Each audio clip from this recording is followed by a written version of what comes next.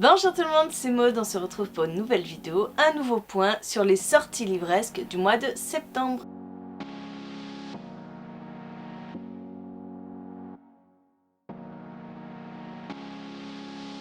En septembre, il y a énormément de sorties, je crois que je ne vous parle que de 22 ou 23 sorties, ce qui est déjà pas mal, donc on va y aller tout de suite. Je vous rappelle simplement que pour ce genre de vidéo, vous retrouvez tous les résumés en barre d'infos.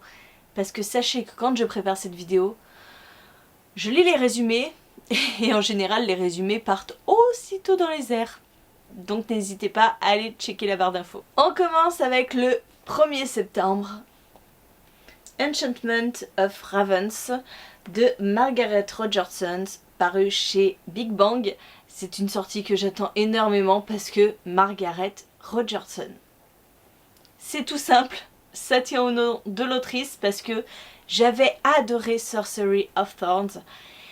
Et donc j'ai très hâte de lire celui-ci, même si je pense que on est plus ancré dans notre monde. Autant Sorcery of Thorns était de la fantasy pure, autant là on est dans un monde où il y a le côté des humains, il y a le côté des faées. Les humains sont créatifs, ils ont de l'imagination, ils ont l'art de créer, alors que les faées sont incapables de ça.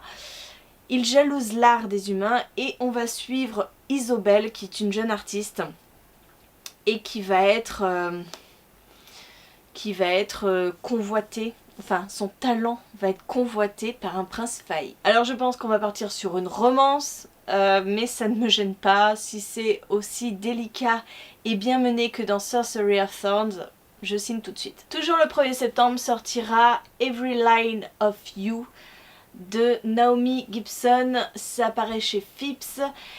Et ici on est dans une histoire d'informatique. Je crois que c'est une codeuse qui va se créer l'intelligence artificielle parfaite. C'est un garçon il me semble, et je crois que ça va dégénérer comme d'habitude, hein. Je serais tentée de vous dire, avec les intelligences artificielles c'est toujours tout beau tout rose et puis d'un seul coup ça part en vrille. Voilà, il me fait très envie et il sort le 1er septembre. Le 2 septembre, une sortie que beaucoup de monde attend, je pense, c'est la suite du labyrinthe, c'est de James Dashner et c'est Le Rivage des Survivants, ça apparaît chez PKJ. Nous sommes donc dans une suite du labyrinthe et je crois que ça se passe 73 ans plus tard. Personnellement, je n'ai jamais lu le labyrinthe. Voilà, c'est une saga que je n'ai jamais lue. Je manque peut-être quelque chose, je ne sais pas. J'ai vu le premier film, je me suis endormie sur le second et j'ai jamais vu la suite. Alors je sais pas, peut-être qu'un jour je m'y mettrai. En tout cas, je vous le dis parce que je pense que vous êtes pas mal nombreux à attendre cette suite. Le 2 septembre sortira Dévotion de Dean Koontz, paru chez l'Archipel. C'est un roman qui est noté en thriller, mais je pense qu'il y a une portée un petit peu fantastique, puisque on va suivre Woody, 11 ans, qui n'a pas dit un mot depuis sa naissance, il est autiste, et il pense que la mort de son père n'est pas accidentelle et que un labo génétique, je crois, voilà, un laboratoire se livrant à des expériences génétiques est responsable de la mort de son père et il va se faire aider d'un chien télépathe. Vous voyez la portée fantastique, pour stopper l'être maléfique qui agit dans l'ombre. Tout un programme je pense et il me tente énormément. J'aime bien ce genre de thriller où on sait pas trop si on va partir dans quelque chose de fantastique ou si on est avec l'humain tout simplement qui se livre à des choses pas très nettes. On verra ce que ça donne. Moi de Dean Koontz, je ne l'ai lu que dans quelque chose de très terre à terre, enfin très terre à terre, dans la saga avec Jane Hawke, donc je suis contente de pouvoir le tester dans autre chose. D'ailleurs, j'ai aussi reçu Chasse à meurtre de Dean Koontz qui sort chez l'Archipoche en même temps que celui-ci. Et du coup, on se rapporte à Chasse à meurtre dans celui-là. On nous parle dans la lignée de Chasse à meurtre. Alors je ne sais pas, je lirai peut-être Chasse à meurtre avant, puisqu'il a été écrit avant, et je découvrirai celui-ci ensuite. Le 2 septembre sortira aussi La Maison Chapelier de Tamzin Mercante, Merchante, je sais pas vraiment comment ça se prononce, c'est chez Gallimard Jeunesse et on va partir sur une famille de fabricants de chapeaux et de Cordelia qui se lance à la recherche de son père qui a disparu en recherchant une plume rare, il me semble. Il est parti chercher une plume rare pour fabriquer un chapeau, il a disparu et donc Cordelia va se lancer à sa recherche. Oui, comme ça, je vous en dis pas beaucoup, mais c'est de ce que j'ai retenu de ce livre. Le 3 septembre sortira une saga qui a beaucoup fait parler d'elle en VO. Moi, je me souviens des magnifiques couvertures. J'avais envie de craquer à un moment donné. Je l'ai pas fait. Et puis finalement, maintenant, il sort en français. Il s'agit de Kiss of Deception. C'est le premier tome de la saga The Remnant Chronicles. C'est de Mary Pearson. Voilà, Mary Pearson, une de ses précédentes sagas est sortie en VF, que je n'ai pas lu d'ailleurs. A Thieves of je ne sais plus quoi. Et donc, chez La Martinière Jeunesse, elle sort cette nouvelle saga, ce premier tome. Et on est avec une jeune fille qui doit épouser un inconnu pour faire une alliance politique. Sauf qu'elle n'est pas du tout d'accord pour ça.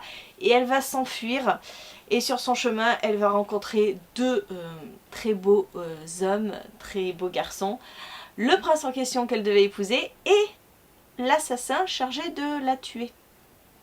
C'est plutôt pas mal comme résumé, mais bon, ça va vraiment tourner autour de la romance, donc je sais pas, je vais attendre les premiers retours, on verra bien. Le 8 septembre sortira Un sort si noir et éternel de Brigitte Kemmerer. Ça paraît chez Rajo. Et j'ai vu quelques bons retours déjà de partenaires qui ont déjà reçu ce livre. J'aime beaucoup la couverture, elle est très belle, avec ses reflets bleutés comme ça quand on le tourne. Bon, c'est très superficiel comme d'habitude. Et ici, on va être dans un roman. Donc c'est Harper qui vient en aide à une femme agressée, qui est en train de se faire agresser. Et en fait, en voulant sauver cette femme qui était en train de se faire kidnapper, eh bien Harper va se faire kidnapper à la place de cette femme et atterrir dans un monde, dans un autre monde où on croit qu'on kidnappe des femmes parce que une des femmes est censée pouvoir sauver le monde, se débarrasser d'un monstre sanguinaire dans ce monde-là. Bref, voilà, il y a un truc comme ça. Le 8 septembre sortira La disparition des enfants Greystock, le tome 3, Les Messagers. C'est de Margaret Peterson à Dix et ça paraît chez Milan. Ma meilleure amie m'avait offert le tome 1. J'avais trouvé ça hyper original, j'avais beaucoup aimé et je n'ai même pas vu passer le tome 2. Voilà, je ne savais pas qu'il était sorti, donc quand j'ai vu la sortie de ce tome 3, je me suis dit mince, mais je suis en retard. Et c'était vraiment une saga que je voulais continuer parce que vraiment très originale et très intrigante et je découvre que le tome 3 sort et voilà, je suis à la bourre. Le 9 septembre sortira Les aventures inattendues d'Olympe Valoès de Pennyworth, S.L. Pennyworth, c'est chez 404 et on va suivre une jeune femme, je crois, qui se destinait à être historienne, voilà, voir le cours de...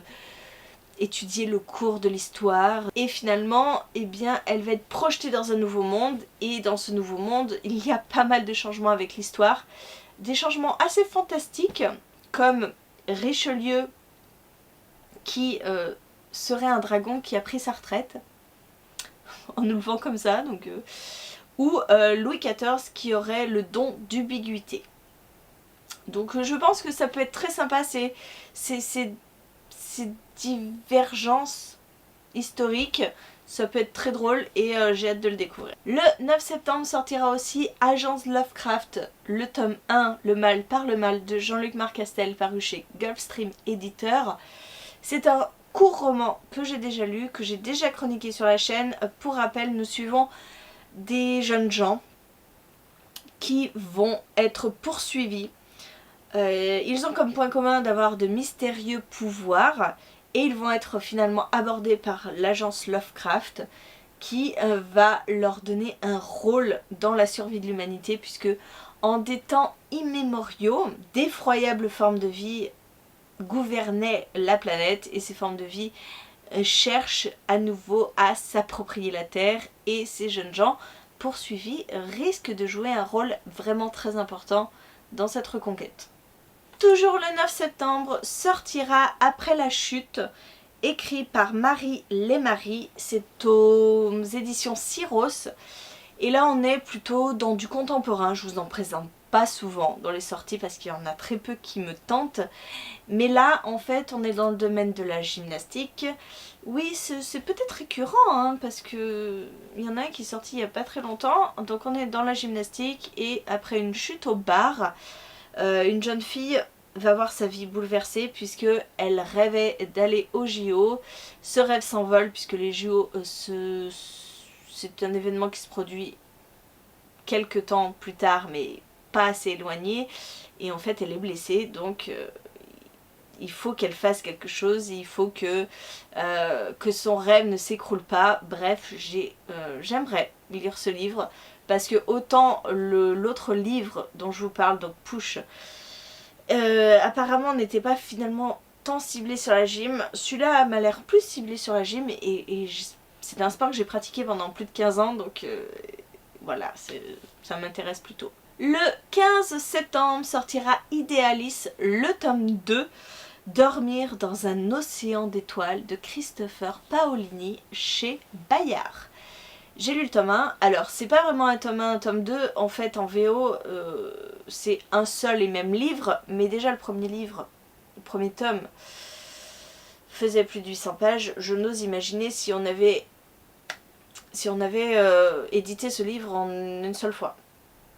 Donc moi il m'avait bien plu, je sais qu'il y a des gens à qui ça n'a pas parlé, ça n'a pas matché.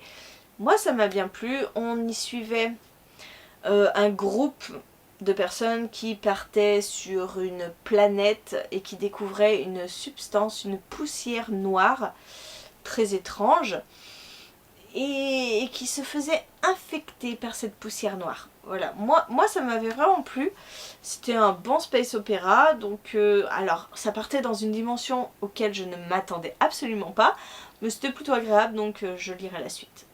Le 16 septembre sortira, je sais pas comment je vais le dire, Suchara?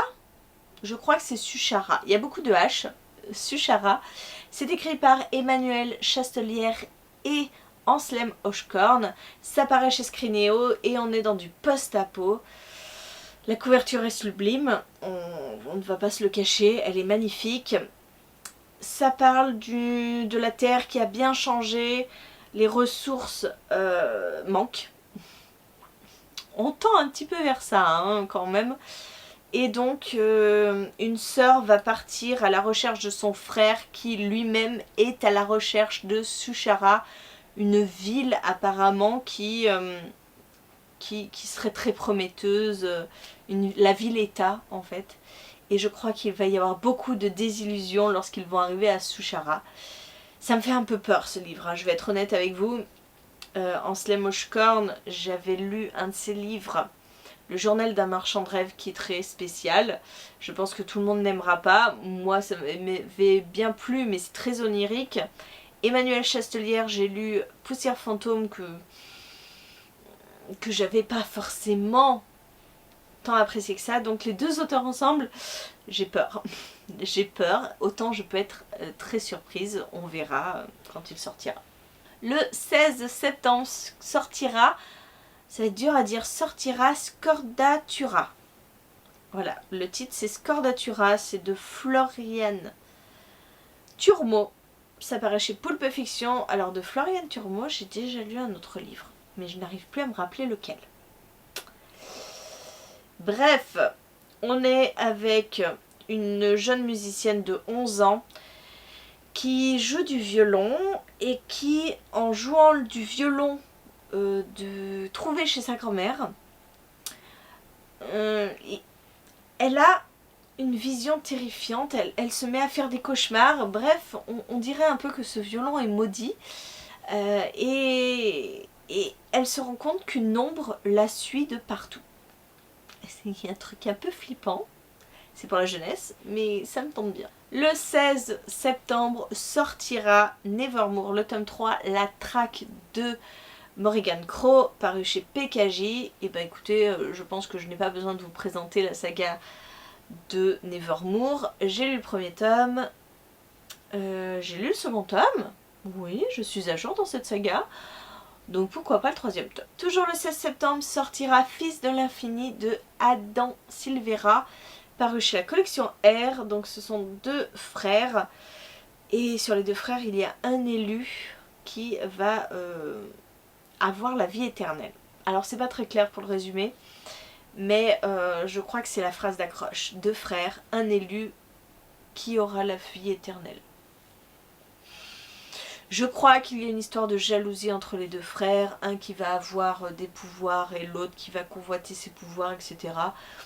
Ça me tente plutôt bien, je n'ai jamais lu du Adam Silvera, pourtant j'en entends énormément de bien. On verra bien. Le 22 septembre sortira La malédiction de Hyde Moor de Erin A. Craig chez Casterman. C'est une malédiction sur la famille qui vit dans le manoir de Highmore. Apparemment cette malédiction concerne les filles. Il y a déjà eu 4 filles qui se sont noyées et une des filles ne croit pas à cette malédiction et va chercher à tout prix à comprendre, quitte à en mourir. Le 22 septembre sortira L'Antidote Mortel, le tome 2 de Cassandre Lambert chez Didier Jeunesse. Je n'ai pas lu le tome 1, mais le tome 1 me faisait énormément envie. Donc quand j'ai vu sortir ce tome 2, je me suis dit que j'allais vous en parler, comme ça vous êtes au courant. Et moi on verra si je rattrape la saga en cours. Le 22 septembre sortira Les mots fantômes de David Moitet, chez Didier Jeunesse aussi. On est avec Elliot qui est en maison de repos et qui va apprendre que sa mère est décédée. Elle vient de mourir. Une autre pensionnaire de la maison de repos, quand elle va voir la photo de la mère d'Elliot, va se rendre compte qu'en fait, c'est un fantôme qui ne cesse de la hanter. Hein, la mère d'Elliot hante Lila.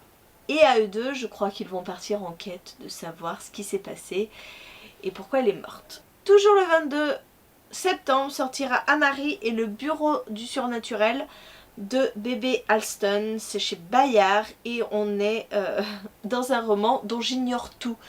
Clairement, il n'y a qu'une phrase d'approche et c'est simplement pour dire que tout est secret et que si vous vous embarquez dans cette histoire, eh bien votre vie va changer et c'est secret défense et c'est tout. Êtes-vous prêt à rejoindre le bureau des affaires surnaturelles? C'est tout ce que j'en sais. Vraiment, je n'en sais pas plus. Donc ça m'intrigue et en même temps ça me fait un peu peur. Le 23 septembre sortira L'enfant dormira bientôt de François-Xavier Dillard chez Plomb. Et on est simplement dans du néonaticide. Voilà. Donc vous tuez un enfant qui vient de naître. Je n'en sais pas plus. J'ai juste vu néonaticide. J'ai fait ah, ça risque d'être un peu violent. De François-Xavier Dillard. J'avais lu un autre roman qui m'avait beaucoup plu chez Belfond. C'était Réveille-toi. Et je me dis qu'on peut partir dans quelque chose aussi de bien glauque et ça me fait envie. Je me rends compte de ce que je dis en disant qu'un néonaticide me fait envie. Et enfin, le 30 septembre sortira L'horloge à l'envers, le tome 2, La pierre de folie de Anne Puget, paru chez Scrinéo. Si vous me suivez depuis au moins l'année dernière, non, on était en début d'année, il a mis 6 mois pour sortir ce second tome, donc très rapproché. J'avais beaucoup aimé le tome 1, vraiment, c'est une excellente lecture. On est dans les prémices de la médecine légale, donc on est pourtant au XIIIe siècle en France, et on va suivre Samuel qui va être sauvé d'un procès expéditif et puis sans vraiment de preuves. Il va être jugé, condamné et puis finalement sauvé par le diable noir. Et il va être pris sous son aile par le diable noir, il va devenir son apprenti et il va, comme je vous l'ai dit, apprendre les premiers pas de la médecine légale, donc à observer les insectes et puis comprendre ce qui se passe dans un corps humain qui meurt. Voilà, c'est un peu glauque, mais j'avais vraiment beaucoup aimé. J'ai aussi lu ce second tome. Je vous en parle très bientôt, c'est-à-dire même plus particulièrement dimanche en point lecture. Voilà, écoutez, j'en ai terminé avec ces sorties livresques. Il y a beaucoup de sorties. Oui, ce mois de septembre est foisonnant en sorties. N'hésitez pas à me dire en commentaire, vous, quel est le livre que vous attendez avec grande impatience. Comme d'habitude, c'est une liste non exhaustive que je vous dresse. J'ai pu passer à côté de beaucoup de choses, donc vous n'hésitez pas à me dire quelle est la sortie que vous attendez le plus. Peut-être que ça me rajoutera des sorties à ma propre liste. Et en attendant, je vous fais des gros bisous, je vous souhaite une très bonne journée, de très bonne lecture et je vous dis à très bientôt pour une nouvelle vidéo.